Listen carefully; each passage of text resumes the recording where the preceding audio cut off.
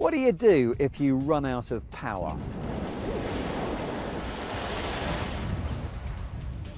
Why not get yourself one of these?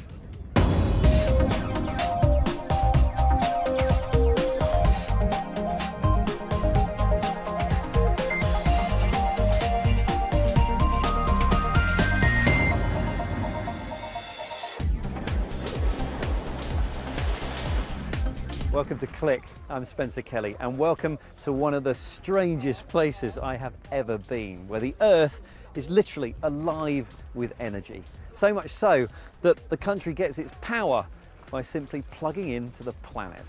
This is Iceland. I'm on a spectacular journey to meet the people making the most of both nature's forces and the tech know-how that's unique to this island. Why does this robot have a taste for blood? Love is in the air here, but only if their smartphones agree. And I'll meet the woman who's won much more than just a trophy for being a prize geek.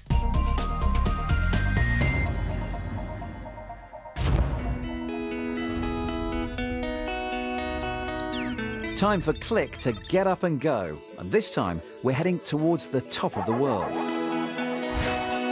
At almost 67 degrees north and just nudging the Arctic Circle, Iceland is home to 320,000 people, all living on top of a plume of superheated rock in the middle of the Atlantic.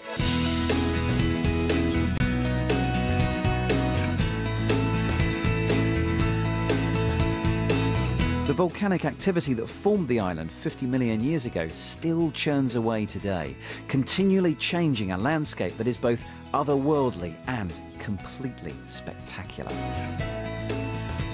The sat-navs here know that too. In fact, if you're not in a hurry, they can be programmed to take you out of your way and take in some of the island's wonders. You choose from one of a number of different driving tours, and as the sat-nav guides you around Iceland, it'll tell you about the various points of interest that you pass on the way. The area we're driving through is called Þrastarskógur Woods. Also coming up is one of Iceland's richest salmon rivers, the River Sog, which flows out of Lake Þingvallavatn. The country's economy has also had a bit of a rocky ride of late. After its banking industry famously went south, it now relies on tourism more than ever before. But while the visitors enjoy one natural resource, the locals are taking full advantage of another. Iceland has, to all intents and purposes, an unlimited supply of heat. Water that seeps just a short distance down into the crust bursts back to the surface as superheated steam and mud. The first benefit for Icelanders is free central heating. The naturally warmed water is stored in these suitably futuristic-looking tanks overlooking the capital, Reykjavik. And it also means extremely cheap and environmentally friendly power.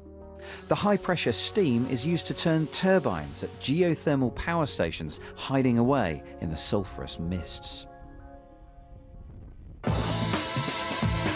In fact, the country is looking towards becoming the first to run completely on renewable energy.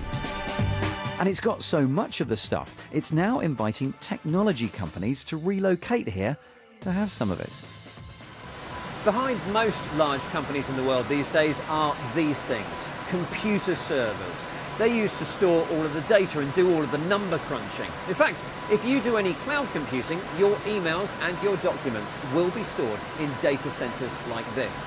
Now, these things take an enormous amount of power to keep them running, but interestingly, they use about as much power again just to keep the things cool. In fact, that's what's making most of the noise in here. It's the fans inside these units blowing air over all the kit. Well, not only does Iceland have all of this electricity going spare, it also has something else in plentiful supply too: cold air. While the heat below ground provides that cheap power, the cool conditions above ground remove the need for power-hungry chillers. Not that Iceland is alone in offering a cool place to house your data. Globally, data centers are moving north to chillier climes, but recently Facebook chose to build its first European data center not in Iceland, but in Sweden. I asked Fern Global's boss if Iceland might struggle to lure all that sensitive and precious data into the country. What with all those active volcanoes just up the road? In Iceland, our site is located to the west, and the volcanoes happen to be to the east. So these wonderful volcanoes that produce this geothermal energy, if there was to be an eruption, the prevailing winds carry any of that ash to the east. Data centres are among the fastest growing consumers of energy, and reducing that consumption is moving higher and higher up the environmental agenda. But in order to reach its 100% renewable energy target, Iceland needs to tame a beast that's been around for more than 100 years: the motor car. As long as Iceland relies on petrol, it can't be completely green. Now, the Icelandic government has pledged that 10% of all transport fuel will be eco-friendly by 2020. It's considering hydrogen cars, methane cars powered by the gases that come from rubbish, and electric cars, which surely should be the obvious choice here. After all, 3/4 of Icelanders live in or around Reykjavik, and city driving is what electric vehicles do best. And yet, the grand total of electric vehicles in Iceland at the moment is 30. So, what's the problem? I went to meet the Gunnarsson family. Today, they drive a diesel-powered 4x4, but they've been part of a government experiment and were given an electric and a hydrogen car to test out. Now, the hydrogen car wasn't a goer because there weren't many filling stations, but the electric car could be charged very cheaply at home. So why have they gone back to diesel? They are expensive at the moment. They are too expensive. Yeah. They are small and expensive, but I think they will get cheaper. I think there are two main problems. The cost of the car when you start it, and the range you can drive it. We got almost up to 100 kilometers on one charge. It was in the end of the testing period when I had learned to drive the car and not have the radiator on when I didn't need it, not listen to the radio when I was not listening to anything especially, and things like that. But there is another theory as to why alternative fuel cars haven't taken off here. Take a look at what people do drive here. There's a lot of 4x4s, and that's because there's so much off-roading and rough terrain driving to be had here in Iceland. And how many electric SUVs have you ever seen?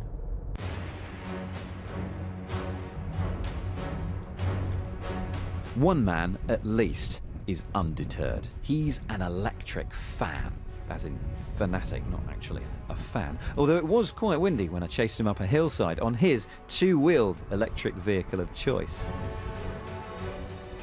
Gisli Gislason is an entrepreneur who's one of Iceland's biggest proponents of electric transport, and he's adamant that those concerns about range are unjustified. I think 90% of the people in Iceland doesn't drive more than 35 kilometers per day. So why do you need long-range cars? You know, we have thousands of filling stations for the car at your home. And it's my opinion that, you know, 90% of the people will actually charge at home overnight, which is very easy. The most popular alternative fuel car here is the methane car, which Yes. runs off rubbish. Yes, yes. How green is that? Why are they so popular? Actually, they are more like gasoline cars, you know, you're burning something. And people actually, they really don't understand, you know, how can a small motor take this car even faster than the gasoline car? And it's changing. It will happen. Gisli, thanks. No problem. Let's go for a ride. For all of Gisli's enthusiasm and Iceland's endless supply of green energy, it does seem that electric vehicles face as much of an uphill struggle here as everywhere else in the world. Personally, I think it's all been a bit exhausting. Time for a soak. Just one more curious use of Iceland's geothermal power for you. The country's well known for having pools like this which bathers can come and soak their troubles away in, but this one isn't strictly natural. Now, just over there, through the steam, is a geothermal power station which is taking the steam from the ground, turning the turbines and changing it into electricity. Once the steam has cooled into warm water, it ends up here in a man-made but naturally heated lagoon. Hi, this is Spencer. Thanks for calling. I'm abroad filming at the moment and unable to take your call due to the hectic schedule. So please leave a message. Thanks. Kelly, it's the boss. You should have been back in the office 2 days ago. Call me.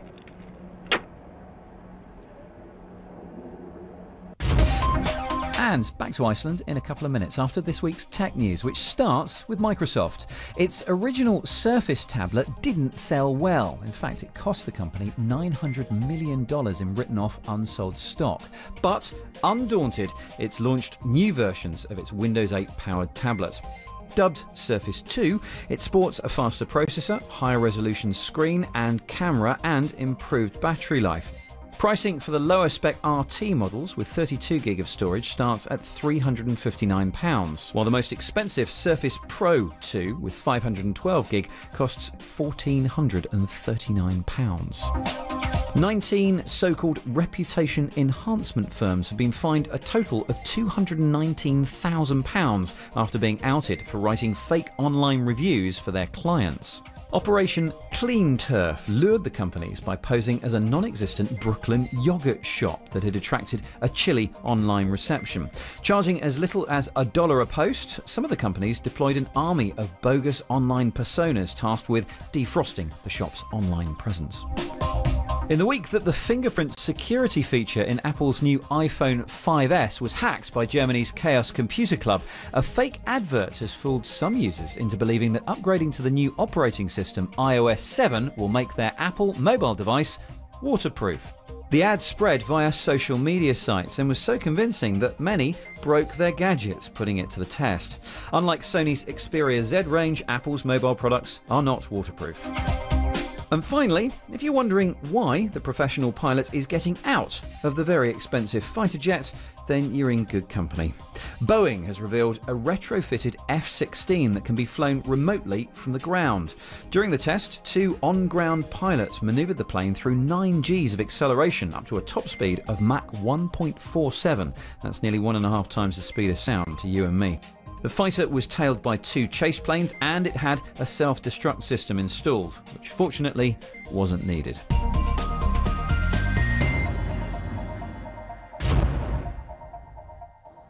I've ditched the car and decided to explore Iceland's capital. This place feels more like a town than a city. Reykjavik itself may be home to just 120,000 people, but it's not lacking any of today's mod cons. I never thought I'd be complimenting a city on the beauty of its hot water tanks, but you can see why they call that place the Pearl, can't you? Anyway, I've come to this hill overlooking Reykjavik to find where I'm off to next. Now, it's a university, but I'm told the students aren't quite what you'd expect. My name is Rakel Sölvadóttir, and I've created a new way to teach kids how to code from the age of 6. I think it all started when I was a kid myself. My parents gave me a Sinclair Spectrum computer when I was 9. I can still remember that day when I got that computer, plugged it into the tape recorder and the TV, and started to program my own games. Rakel suffers from attention deficit and hyperactivity disorder, ADHD, so she wanted to create a way to pass on her computer skills in a way which was especially easy for those with conditions we traditionally believe hamper the learning process. When I saw my kid, he has ADHD as well, when I saw him going through the same struggle as I had to go through school system, I felt that something needed to change. Rakel doesn't use Box, nor does she ask children to deal with laborious debugging or to scan lines of code for syntax errors. She uses 3D graphical interfaces like Minecraft and Alice, games that help youngsters understand the basics of telling a computer what to do. Here, characters, objects, and even the wider online world are created, along with rules which govern how they'll react if certain things happen. 20 different worlds created in just one morning. Called Schema, Rakel mixes technology, lessons from educational studies, and psychology. One golden rule is that everyone needs to be happy, even if they need to fake it for a bit. So if we bite it with our teeth, so now my brain thinks I'm happy. just by starting to smile, we want to smile more. So it's about these cheek muscles, like you saw earlier. They control the activity in the brain. So these muscles send neuroscience to the brain, and the brain says, okay, you're happy, I'm going to create endorphin to make you even happier. Within that process, a gateway opens up to the long-term memory. So we need to get the kids and ourselves happy so that we can put the information we're supposed to learn into the long-term memory. Another technique is to make sure the children also learn from their peers, so they begin to teach each other, with often positive results beyond the classroom. We have 16 employees from the age of 8 to 16. Many of those kids that are assistant teachers have disabilities like autism, ADHD, Asperger, but they're doing an amazing job. Árni has Asperger's syndrome, and he was bullied. He didn't fit in, but Rakel came and took him out from the classroom and let him teach other kids in school. Yeah. And that was brilliant. He went from being a nobody and loser and became a winner. After teaching 1,700 kids, Schema is now gaining international attention. Lessons begin in Barcelona and in Redmond in the US next month. And a new centre opens in the States next year. And with interest from Denmark, Sweden and Slovenia, this innovative project could turn out to be one of Iceland's best exports. Iceland may be looking outwards, but it's also had to look inwards. We may all be created differently in this world, but on this isolated island, that's not so much the case. There hasn't been much immigration here, and that means that there's not as much genetic diversity as there is on larger land masses. Go back just a few generations, and most Icelanders will find that they're related to each other. So, it's the same old story. Boy meets girl, girl likes boy, girl and boy bump smartphones. Girl's app checks if she's too closely related to the boy. App says no, so go for it. Oh, yeah. Ingibjorg Rosa is one Icelander who's found new ways to use this app to avoid, shall we say, embarrassing situations. It's very convenient to look up the guys you meet. When you're maybe downtown, you see a cute guy or you meet someone really interesting, look him up there and see whether he's related to you or not. And how closely related is too closely related? Third cousin, I would say. Third cousin? Yeah. You wouldn't want to marry your third cousin and have babies with him, would you? Okay, so third cousin is just for... Fourth cousin is fine. The fourth cousin is fine. Yeah, okay. Yeah. After all, this is Iceland. I'm embarrassed. All the information for the app comes from the nation's genealogy records. Called the Book of Iceland, it's a serious endeavour. Pretty accurate written records go back to 1703. The book allows people here to discover exactly how they're linked to almost anyone else from Iceland. In the past, the population has dipped to just 30,000 here, so there's useful information dating back over 1,000 years. The boss of DNA analysts Decode told me that this database is helping us to understand many conditions across the world, like schizophrenia, diabetes, and many cancers. There is a so-called founder effect in Iceland, which means that we can trace everyone who has a particular disease to a relatively few individuals who lived a few centuries back. So the reason for a disease is very likely to be the same in most people in Iceland who have the disease. A large section of the population here has given blood to the firm to help it assist research globally.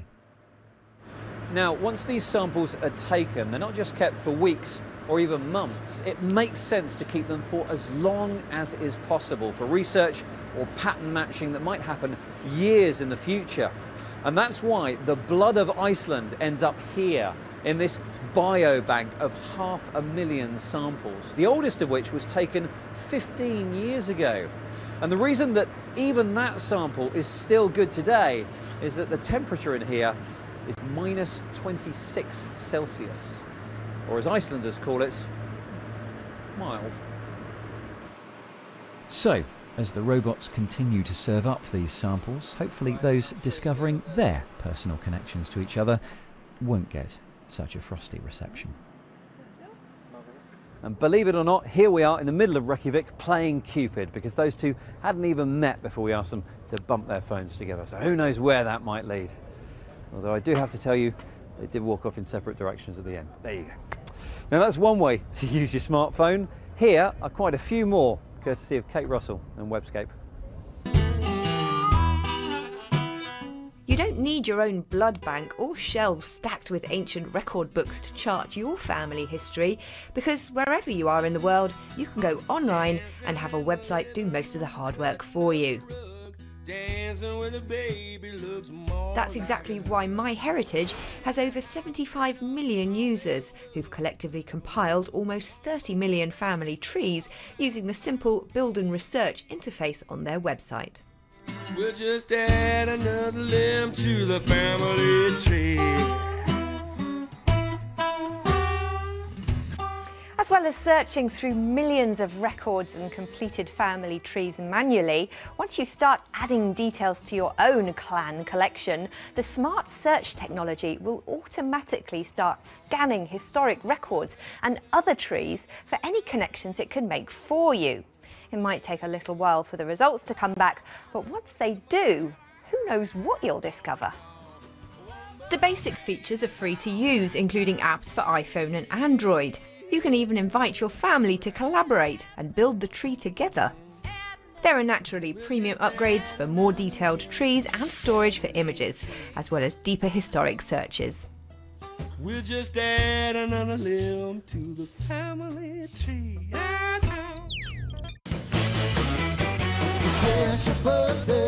Talking of historic events, remember when you first joined Twitter?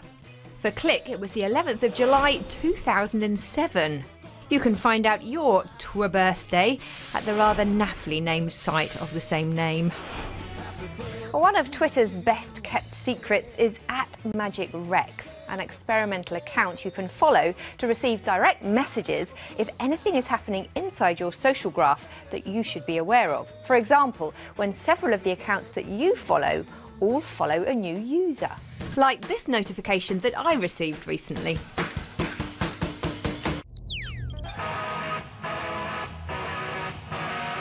If you fancy a trip to Iceland now, Skyscanner has just added Windows Phone 7 and 8 apps to its range of free apps that let you search through millions of routes from thousands of airlines, with prices updated in real time.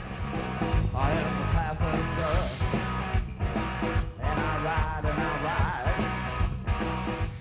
With apps for every smartphone platform, this is a great way to stay on top of travel prices wherever you happen to be.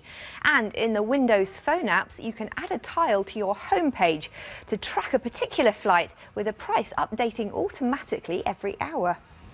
And when you get there, you can save money with peer-to-peer rental giant Airbnb's latest smartphone apps, now available free on Apple and Android devices. Kate Russell's Webscape, and that is it from Click in Iceland. Hope you've enjoyed our tour of some of the amazing technology that's on this tiny island. Everything from today's programme is up at our website, bbc.co.uk/click, and if you'd like to comment on anything you've seen, you can email click@bbc.co.uk or find us on Twitter, Google+ and Facebook. Thank you very much for watching, and we will see you next time.